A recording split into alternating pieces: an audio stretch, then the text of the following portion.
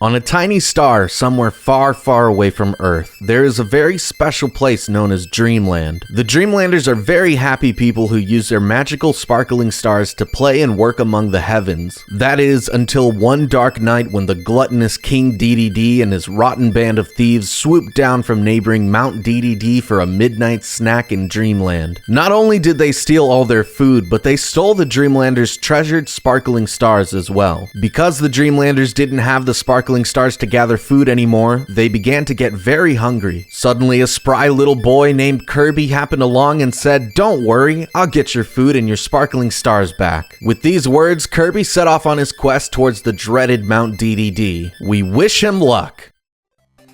Oh yeah, we're doing it. I'm live. I hit live. There's no going back. Alright, well, in the wake of the Switch 2's release, we're gonna go ahead and play Kirby's Dream Land. What a cute game. Stage 1, Green Greens. Alright, so I am deciding to play Kirby for a number of reasons. And it kind of has to do with the Switch 2 and mostly doesn't. I just got an EverDrive. And this thing's pretty fucking cool. I got the EverDrive GBX7, which is, and probably forever will be ridiculously expensive. But it's pretty fucking cool, and it plays very nicely with my analog pocket. So there's a couple reasons why I got it. First off, I love Game Boy games. I love Game Boy games. I love Game Boy Color games, GBA, DS, 3DS, Switch games, anything to do with handhelds. I fucking love them. And for a good while, probably like between 2017 and 2022, maybe a little before that, I was, yeah, of course. I was collecting a ton of retro games. A lot of it was like retro Nintendo games. I'm a huge Nintendo kid. Always have been, always will be. And it just got to a point where I'm like hardly paying attention to the game, and I really should be, because I'm already about to die. Basically, all I'm trying to say is that gaming has become extremely unaffordable. So here I am. Here I am going back to the old school days when not that gaming was really any cheaper then, you know, things were probably priced appropriately. I feel like what I was trying to say was that games nowadays are being released completely broken and unfinished, while still demanding consumers pay $60, $70, $80. Then a never-ending vomit of microtransactions that are wildly mispriced as a cherry on top. Meanwhile, you have retro games that couldn't afford to release completely broken since patching over the internet wasn't a thing. You also get a complete experience out of the box. Are there outliers for both situations? Yeah, of course, but that doesn't change the fact that this was the case an overwhelming majority of the time. But, you know, when I can't afford the new games, why not just go back and play the old ones, right? And that's where the EverDrive comes in. Retro gaming is no longer affordable. Neither is modern gaming. It's kind of sad, the state of that video games is in right now. So what's the solution? Well, to put it bluntly, piracy. Piracy is the solution. That's really fucking sad. But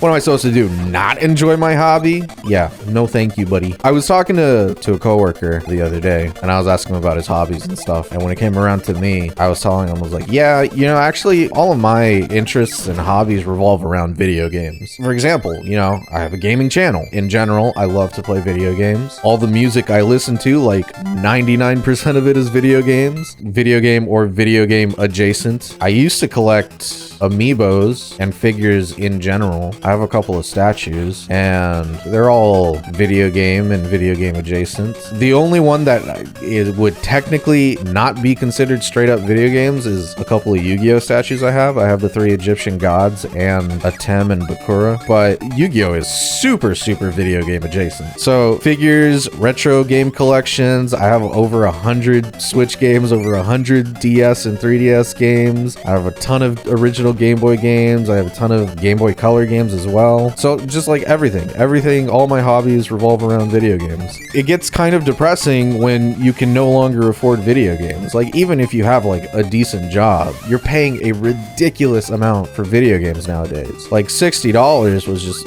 I remember when games were just $40. That was around the time when I was buying games. It was like $40 comes out to like what, like 43 after tax for like DS games. Well, I think DS games were 35 actually.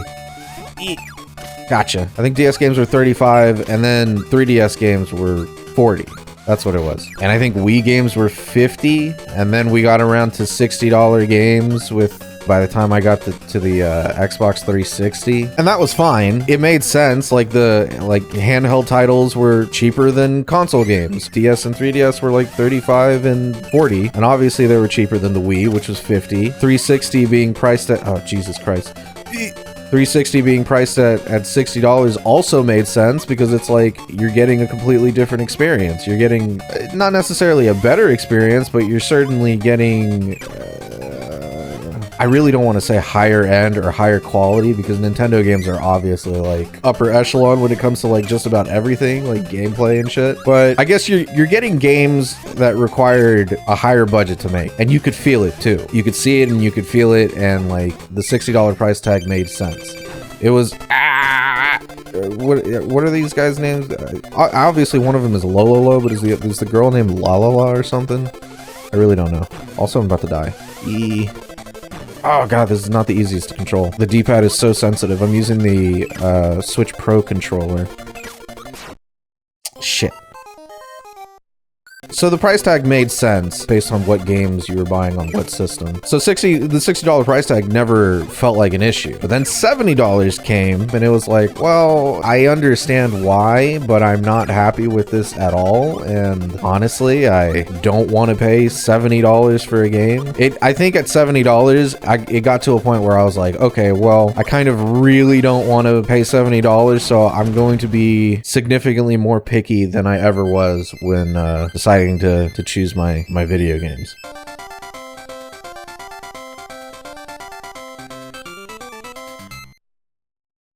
But with the $70 price tag, like I'm on PC, and I've been on PC since 2019. So you have other options. You don't have to buy directly from Steam, so you don't have to pay that $70 price tag. There are sites like Green Man Gaming and Fanatical, which is the one that I particularly like. Green Man screwed me over once, and I have not forgiven them. And you can usually get games at like 14, 15% off, maybe like sometimes 20% off. I think usually 20% off. So you're never paying that full $70 price tag. But then comes special editions or deluxe editions and all of that, and if you want to get everything for the brand new game that's coming out, oh, I didn't know that's how that worked. There are no copy abilities. I think the last microphone I got, I pressed down to swallow it and nothing happened.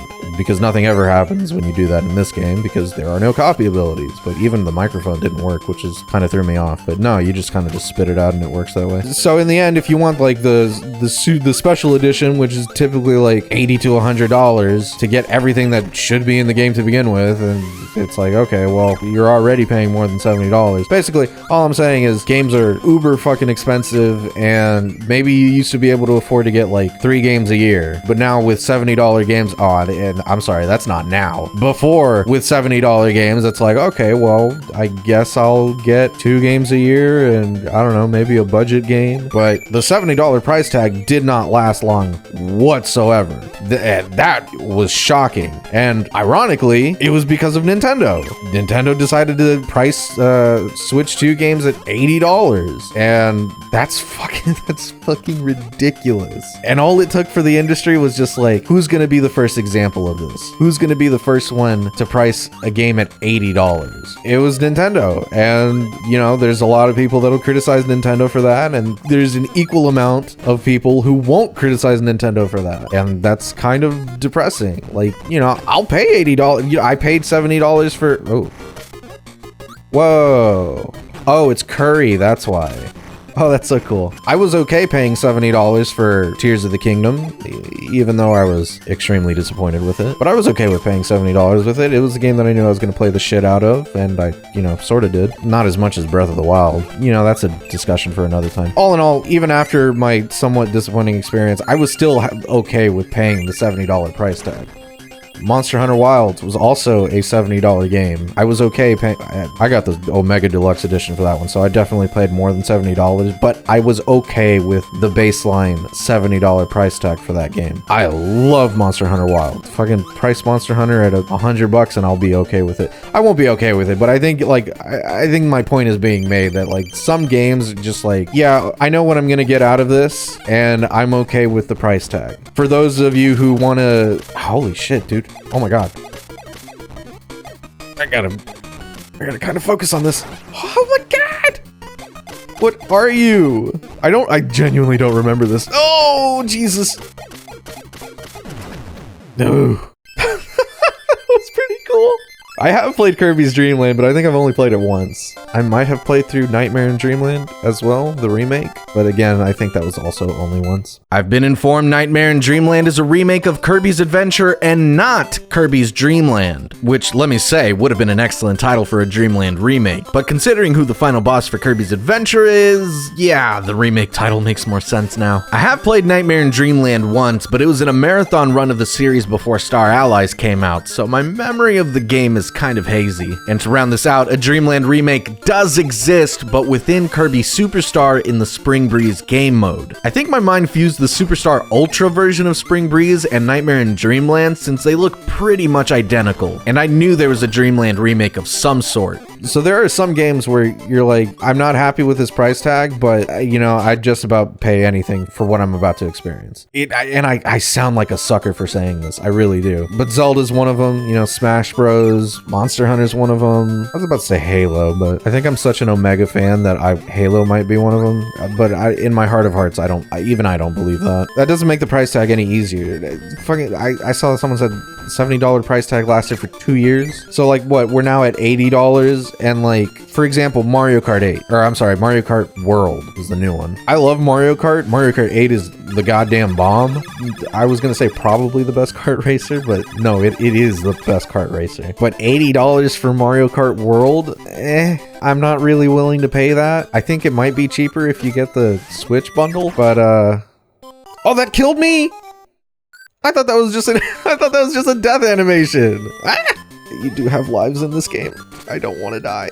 I don't want to lose. I have not really been paying attention. I've just been focusing on talking, and I don't even remember what I was saying. Mario Kart. I'm not really willing to pay $80. I mean, I probably would, but God damn it, I did it again. But I really don't want to. And that honestly, like, Mario Kart might just be like, it's a bit too much. I'll wait for a sale. Not that Nintendo games ever go on sale or drop in price much. But now it feels like with the $80 price tag, it's just like every game you have to wait for a sale. $80 is ridiculous. So now it's like, okay, well, maybe I could get 2 games in a budget game, well, at $70, and well, at $80, it's like, yeah, I don't know, maybe just 2 games a year, maybe just 1 game a year. And that's not even like considering, like, I'm thinking of this from a PC player perspective. I don't have to pay for the privilege to use my internet. I don't have to pay for any online service. Console players do. I mean, you don't have to, but if you want to experience, you know, everything a game has to offer, god damn it. If you want to experience everything a game has to offer, then like, yeah, you know, okay, what if you want to play, dude, Krakow, fuck off. I might have to actually pay attention. It's just like there's no healing. Is this really the entire boss? I kind of don't believe it, because he's not like super cloud form, but again, like, I don't remember. Dude, fuck. I think I will be forced to play the entire game again. Fuck. Please start me at the stage. I'd be okay if you start me at... Oh, continue? Fuck yeah. Oh, he's so cute. Look at him go. Excellent. Oh, all right. Oh, this game is very forgiving. What was I saying? I don't have to pay for the privilege to use my own...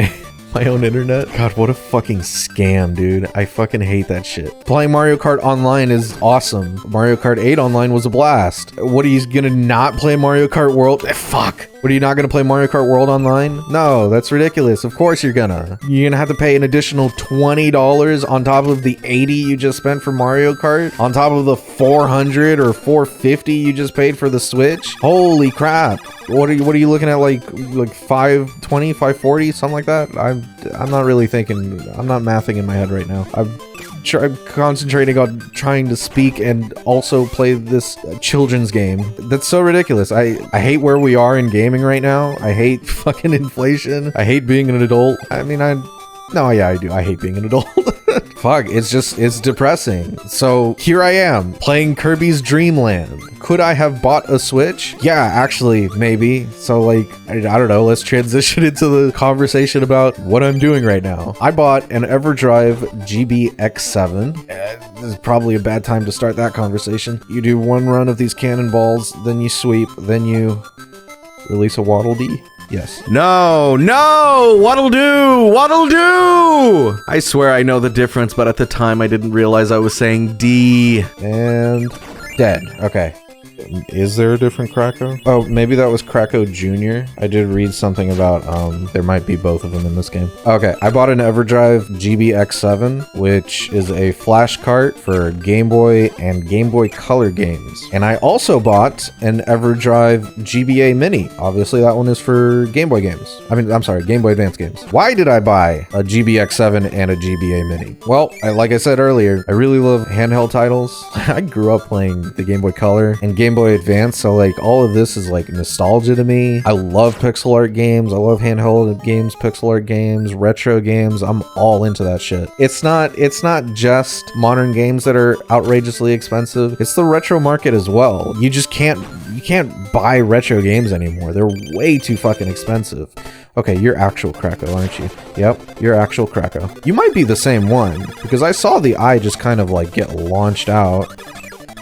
I don't think you're a Kracko Jr. of sorts. Maybe that's remake only. Oh, fuck. It's kind of crazy how... It's kind of crazy how intense this fucking Game Boy game is. Come on. Drop a Waddle Dee. Ah, no! Drop a Waddle Dee, please. Thank you. Not sweeping. All right. Get fucked, Kracko. Look at this little dance.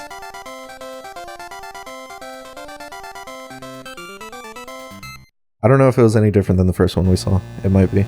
Holy shit! Stage 5 already?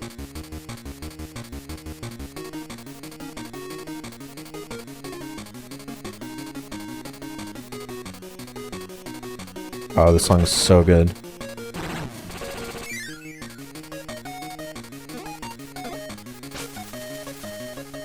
Even on just a freaking Game Boy. Alright, let's do Wispy Woods first. Alright, I'm guessing I'm going through like a remix version of this world. What am I supposed to do with you? Oh, that's me. Ow! Okay, what's going on here? What am I supposed to do here? I have no idea what just happened. Retro games are like just not worth paying the exorbitant amount for. Like I said, I used to buy Game Boy, Game Boy Color, DS. I would even include 3DS within retro as well. What else? GameCube. GameCube games especially are super expensive. N64 games are also pretty expensive. It's just, it doesn't make sense. And like, you know, I've built up a collection and I'm happy with my... Okay, you're tied to the Gordo. That much is clear. I didn't even swallow him. He just sort of walked into me. Did I get hurt? I don't even know. I wasn't really paying attention. Damn it. I'm happy with the collection I've built up, but you know, obviously I want more, but I can't afford more. What, Fire Emblem? Are there 2 Fire Emblem games on the... No, I think there's just one on the GameCube, which is like what, Path of... I don't even want to say the name because I know I'm going to get it wrong. Is Radiant Dawn? I think Radiant Dawn is one of them, but Path of Radiance is also another, and I can't remember which one's which. But that game is like, I also don't even want to attempt to say the price. It's definitely over 100. It might be 300 actually. I could also be totally wrong on that. Oh, I don't want to do this one. This one was not fun. And that's just fucking ridiculous. Like, what are you supposed to do? Just like never be able to play that game? And what they are making it available, they are making the GameCube title available on Switch Online, but I need a Switch 2 for that. And then I need to pay like what, 40 or 50 bucks for, let me see if I can just walk into him. Okay, I do just walk into him. I need a Switch 2 in order to get access to GameCube games, but then I also need to pay like what, like 40 or 60 bucks just to... I skipped that seed in that Krakow fight. Could I have done that? I definitely saw it before. Oh shit, I'm about to die. I'm about to die. I'm about to die. I'm about to die. I'm about to die. I'm about to die.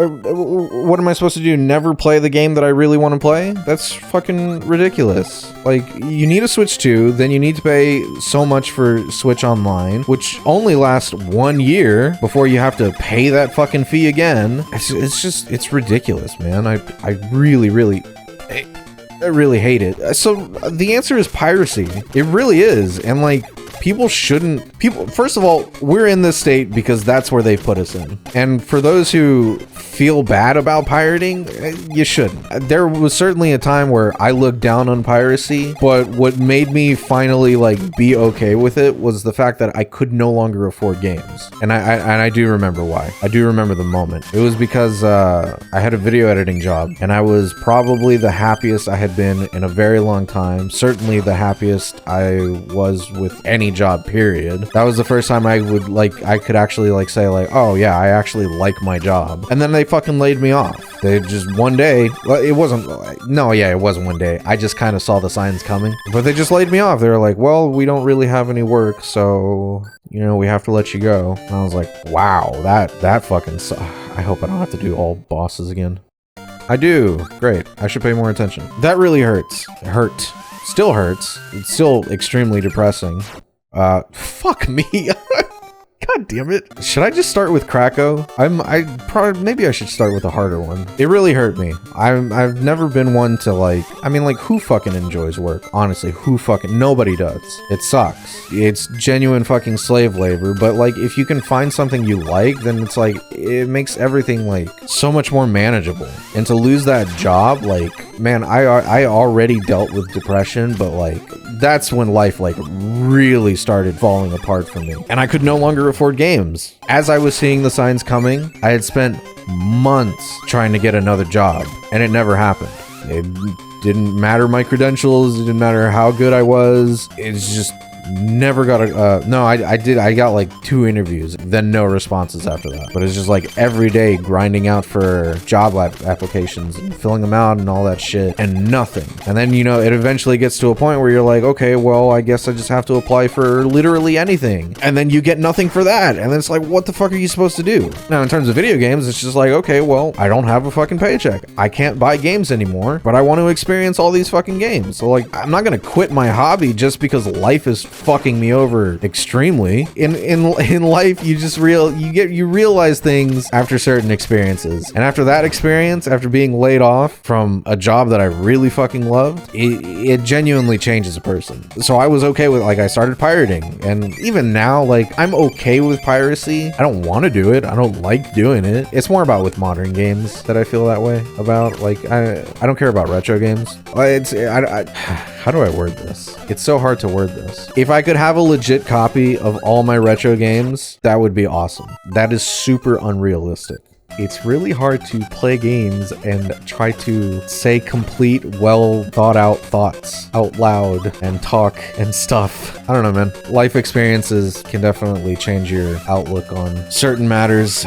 And to me, I hate pirating modern games. I'm okay with pirating retro games because, like, you know what? They've had their run. It is what it is. If it was like a remake, that kind of changes the story. So, like, for example, like, let's take Super Mario RPG. I would be completely okay with pirating the original Super Mario RPG, but the remake, like, yeah, you know what? I would actually like to buy that. And I don't entirely feel comfortable pirating it. I don't know.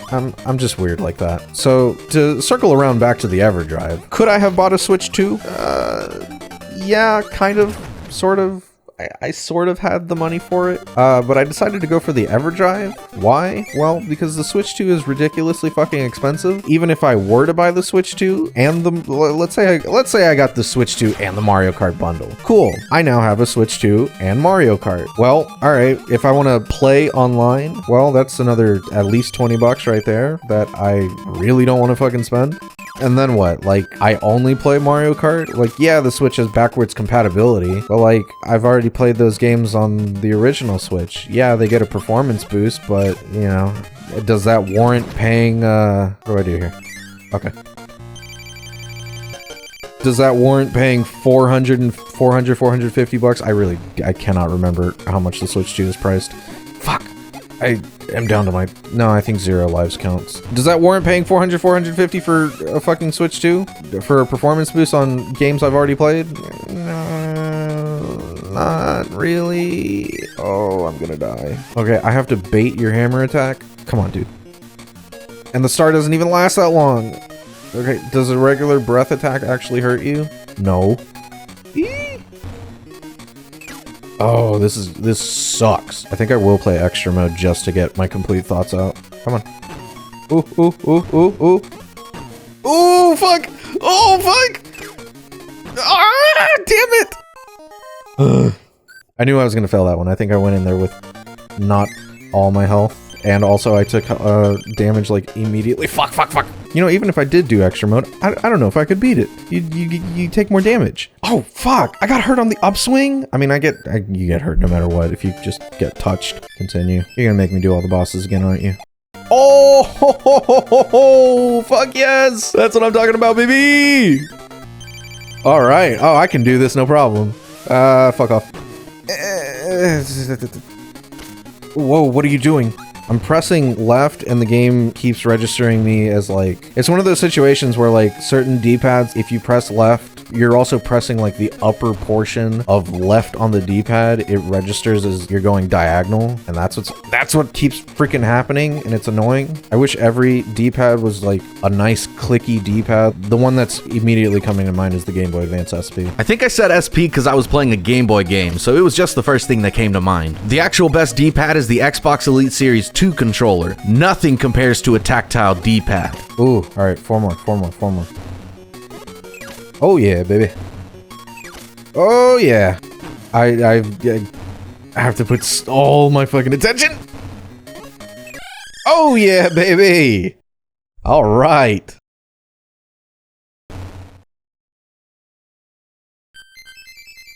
Yeah.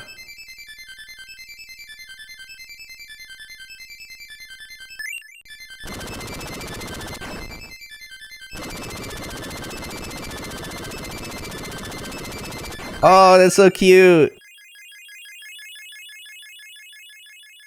So much food.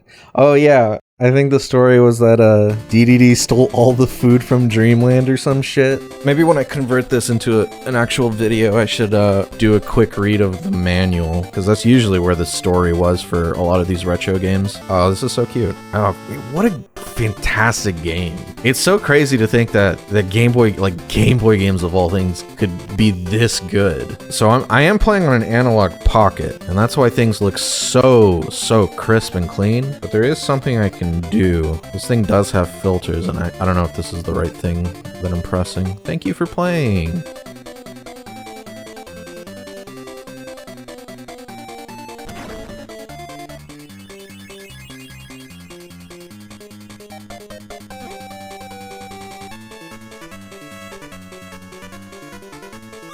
Bye-bye. Bye, Kirby. Extra game. Good job. Press up A and select on the title screen to start a new adventure. Yeah. Bye, DDD. Analog button. Right. Yeah. Original Game Boy DMG. That's pretty cool. I'm not a fan of shaders or filters or anything, but this is pretty cool. I really do like this. This is to make it look like the original Game Boy. And we got a couple more. I'm thinking GBP would be Game Boy Pocket, so that's pretty cool. GBP Lite? That I'm not really familiar with.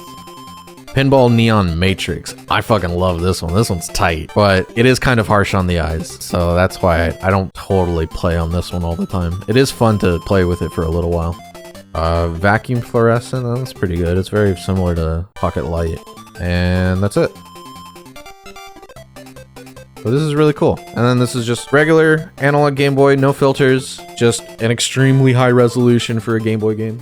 Even after all the time between the stream and the release of this video, I find myself going back to this game because it's just simple fun. Also, the Analog Pocket makes it an awesome experience to just play it in such an absurdly high resolution for a Game Boy game. Just throw on a filter for a level just for fun. I don't even like filters, but it is nice to use one from time to time just to see something a little differently. I like the standard clean black and white look, and it just recently hit me how very manga-like the game can be. And that's because the enemies and environments are insanely detailed for a Game Boy game. The Game Boy launched with a number of titles, with Super Mario Land being one of them in April 1989. Kirby's Dream Land released in April of 1992. I almost wonder if it would have been worth it to start with Super Mario Land. I played like less than a minute just to refamiliarize myself with it, and it's an extremely simple looking and feeling game compared to Kirby's Dream Land. You can see, feel, and hear the difference 3 years of dev experience with the console can make. I mean, that's the case with any generation of consoles. I remember playing Halo 3 and feeling wonder from that game, and then years later still being astounded by everything Halo 4 presented. It's still the same generation, but the difference in graphics, sound, and gameplay would make you think it came from the following gen. Man, I truly love this game, and even though Kirby doesn't have his copy abilities in his debut, it's still solid and holds up very well on all fronts. Gameplay, visuals, music, and replayability. The Game Boy really is an amazing system, and I'm so excited to stream and release more videos from its equally amazing library. If you enjoyed the video, please consider subscribing or becoming a member of the channel, and follow me on Twitch for more of my shenanigans. Most importantly, hit up the Discord where you can keep up with all my projects, uploads, and live streams. I hope to see you there. Thank you so much for watching.